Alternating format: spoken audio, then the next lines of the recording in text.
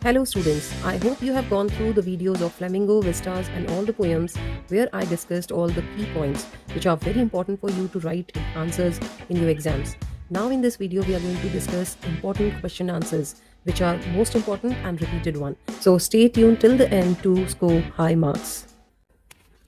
Let's begin with the last lesson important question answers. So question 1. If this had been Mr. Hamill's first lesson, how do you think the school experience of the students might have been impacted? If this had been Mr. Hamill's first lesson, the students might have valued their language more and taken their education seriously. They would have developed a sense of patriotism and responsibility, realizing that language is an essential part of their identity. In what way does the story being told as a first person narrative of France's impact of your reading and understanding of the story? Provide at least one evidence from the text to support your opinion. The first person narrative make the story more personal and emotional, allowing readers to experience France's regret and transformation. His initial reluctance and later realization create a powerful impact when he says, "My last French lesson, why, I hardly knew how to write." We feel his deep regret. At the end of his last lesson, Mr. Hamill decides to leave a little note for each of his students for them to find the next day at their desks. Based on your reading of the story, what might his note to France read? Dear Franz, I know you have always preferred to run in the open field instead of coming to school, but today I saw in you the desire to learn. Never forget that language is the soul of a nation. Protect it, cherish it, and never take it for granted. With hope, Mr. Hamill. Now, the questions from Lost Spring. Question 1. Why do you think Mukesh is content to dream of cars and doesn't dream of a flying pan? Mukesh's dreams are shaped by his reality. Living in extreme poverty, he sets a dream that seems achievable, becoming a car mechanic. Flying a plane feels too far-fetched for someone trapped in the cycle of hardships and deprivation. Do you believe that God-given lineage can be broken? Support your position with a rationale. Yes, lineage can be broken through education and determination. Mukesh's desire to become a mechanic instead of a bangle maker is an example. With access to opportunities, individuals can break free from inherited professions and build a new future. How do you think the author's life might have been impacted after her interactions with the children and their families mentioned in Lost Spring? The author likely developed a deeper sense of empathy and social responsibility. Witnessing the struggle of children like Sahib and Mukesh would have been strengthened her resolve to highlight their issues and advocate for change through her writing. Now, questions from deep water. Seemingly small, everyday wins are actually the greatest learning of life. Comment on the statement with reference to the chapter Deep Water. The narrator's small victories over fear, learning to swim step by step, became his greatest lesson in courage and perseverance.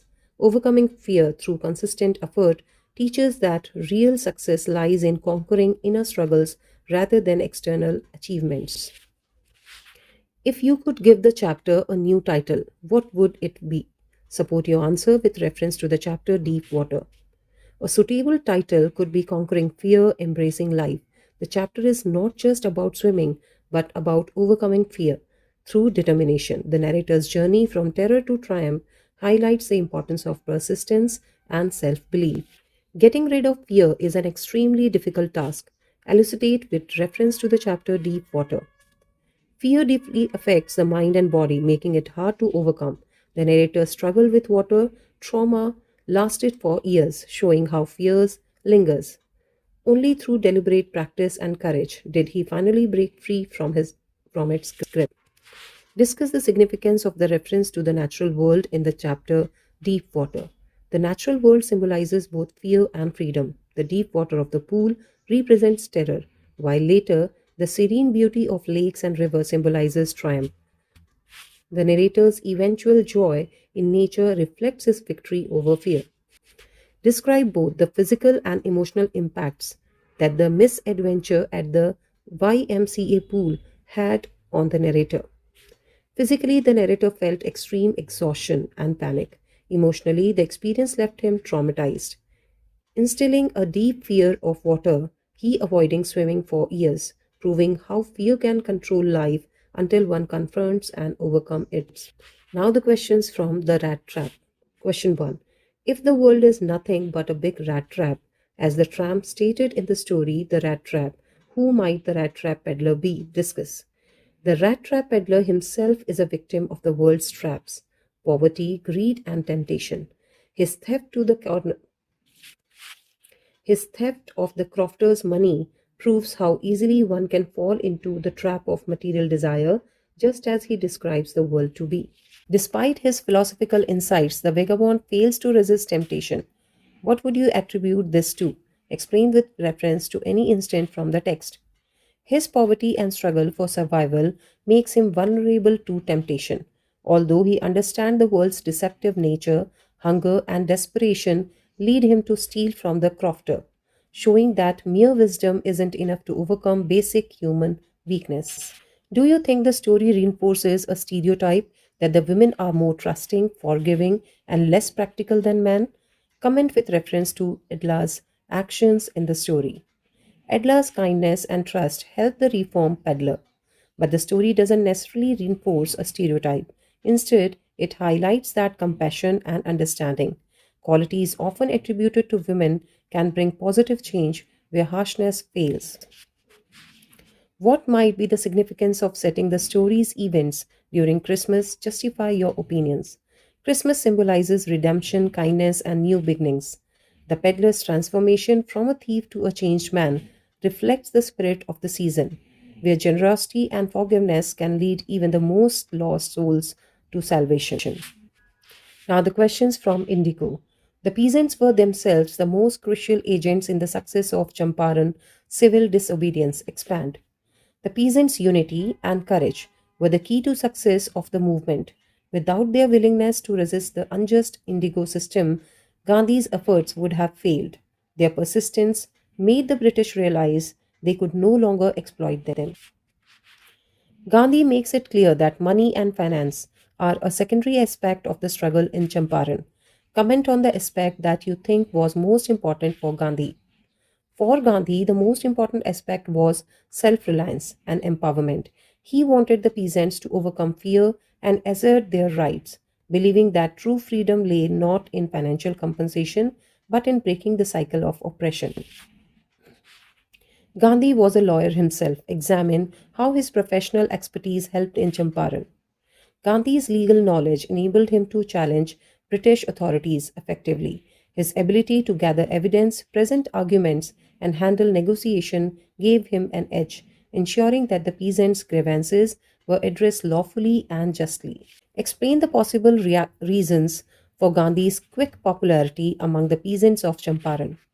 Gandhi's simplicity, empathy, and commitment to justice won the peasants' trust. Unlike other leaders, he lived among them, understood their struggles, and fearlessly stood up to the British, making him a symbol of hope and resistance. Questions from Poets and Pancakes. What kind of effect does Asoka style of writing have on the reader? Asoka humorous and satirical style makes the narrative engaging and relatable. His subtle wit, keen observation, and lightened storytelling creates an amusing yet insightful portrayal of life at Gemini Studio, leaving readers entertained and thoughtful. Discuss the significance of makeup room in the chapter Poets and Pancakes. The makeup room symbolizes the chaos and hierarchy at Gemini Studio. It is a place of transformation where actors are prepared for the screen, yet it also reflects the struggle and pettiness of the film industry, highlighting its behind the scene reality. In all instances of frustration, you will always find the anger directed towards a single person openly or covertly. Do you think it is right to direct our anger towards someone who is not responsible for the cause of anger? Justify. No, it is unfair to blame someone uninvolved in the cause of anger. Misplaced frustration only creates unnecessary conflict. Instead, one should address the root problem directly, as seen in the studio where the office boy vents his anger on the writer. The people left in utter bafflement after the English poet's speech mentioned two things the speaker could have kept in mind before addressing an audience to avoid such a reaction. Give your rationale for it. The poet should have considered the audience background and language proficiency. Using simpler language and culturally relevant examples would have made his speech more engaging. Ignoring the audience context led to confusion rather than effective communication. Now, questions from the interview. Why do you think Christopher Sylvester described the viewpoints of other writers and authors when discussing the concept of an interview? Support your opinion with reference to any one writer cited. Sylvester present multiple perspectives to show the debate around interviews. For example, V.S. Nepal finds interviews immensely intrusive, highlighting how some writers see them as an invasion of privacy rather than as a tool for sharing thoughts. How would you evaluate Mukund's Padmanabhan as an interviewer? Mention at least two qualities he displays in his interview, supported by textual evidence. Mukund Padmanabhan is insightful and respectful. He asks deep questions such as, is the success of a house for Mr. Biswas the result of your personal experience? Showing his research. He also remained neutral, allowing Nepal to express his views freely. Christopher Sylvester shares author's reservation about interviewing. Bearing that in mind, would you interview a writer of your choice? If so, what would you pay particular attention to in interviewing the said writer? Yes, but I would ensure the interview respects the writer's comfort. I would focus on their creative process rather than personal life, ask thoughtful questions, and create a conversational atmosphere to make them feel at ease while sharing insights. Now, questions from Going Places. The story is written in a manner that makes it difficult to point out clearly if Sophie met Danny Cassie or not, suggest possible reason for such writing. The ambiguity reflects Sophie's imagination and longing for an exciting life. By keeping it unclear, the author highlights the fine line between dreams and reality, making readers question whether Sophie's meeting with Danny Cassie was real or just wishful thinking. Sophie felt a tightening in her throat. She went to look for her brother Geoff. In the light of this quote, discuss the relationship between Sophie shared with Geoff. Sophie idolized Geoff, seeing him as someone who understands her dream. She confides in him, hoping he will believe in her fantasies. However, Geoff remains distant, making her crave his approval and validation even more. Sophie is caught between the world she lives in and the world she wants to live in. Elucidate. Sophie's dull working class reality contrasts with her grand dream of meeting celebrities and living a glamorous life. She refuses to accept her ordinary surroundings, constantly escaping into a world of fantasy, leading to inevitable disappointment. Evaluate the two different perspectives to life that Jancy and Sophie represent. Jancy is practical and realistic, understanding their limited opportunities. Sophie is a dreamer, refusing to accept her mundane reality. Their contrasting views highlights the tension between aspiration and realism, common in young people facing societal constraints.